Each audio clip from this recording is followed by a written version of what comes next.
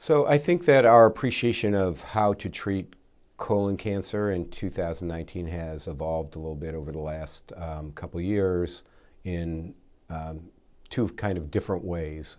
One of them is understanding the molecular subsets that require special kinds of therapies, and the other is more or less an anatomic basis, looking at the right-sided colon cancer versus left-sided colon cancer. And that's kind of funny that after all this interest in molecular biology and all these studies of and different kinds of classifications, it comes down to something as obvious as, is it on the right side or the left side? I mean, even our surgeons and pathologists can do that by looking at the colon. So, you know, it's kind of a very interesting paradox. Today, it's very important that every patient who has colon cancer, and especially metastatic colon cancer, undergo a series of molecular tests to help direct the therapy. So the first one that we really understood the best was the Wrasse mutation testing. And we know that that is not so much prognostic, but it is predictive for the use of anti-EGFR, epidermal growth factor receptor antibodies.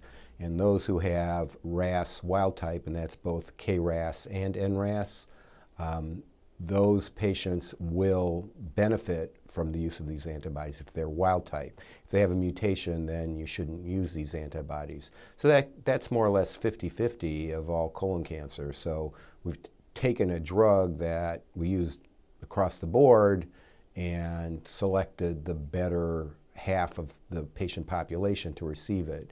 So it's actually kind of improved the response rate with these drugs by doubling it.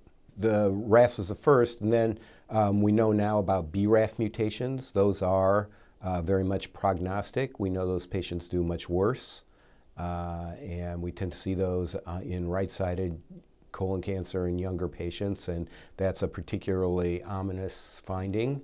So we want to be aware of that earlier so we can try to treat patients more aggressively with 3 drug combinations plus antibodies. And so that's the second important molecular subset.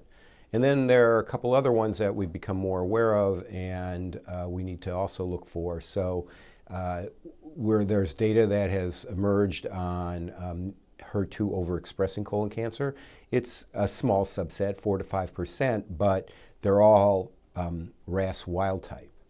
So if you take the RAS testing first and then you test for HER2 staining for people who are wild type, now you're up to 8 to 10%, which is kind of a more reasonable number.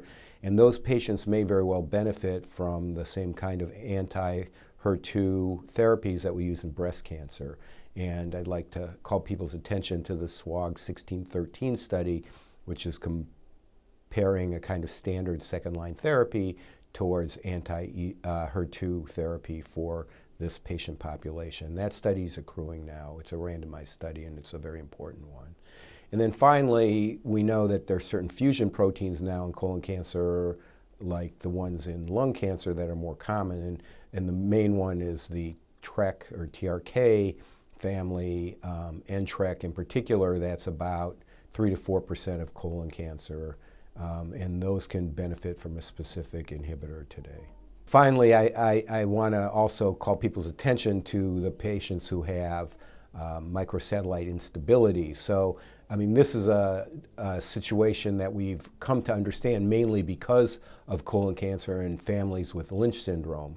And from the familial finding of this kind of colon cancer that runs in the families to understanding the molecular biology, we've kind of understood that these are people who have deficiencies in mismatch repair enzymes that can be inherited.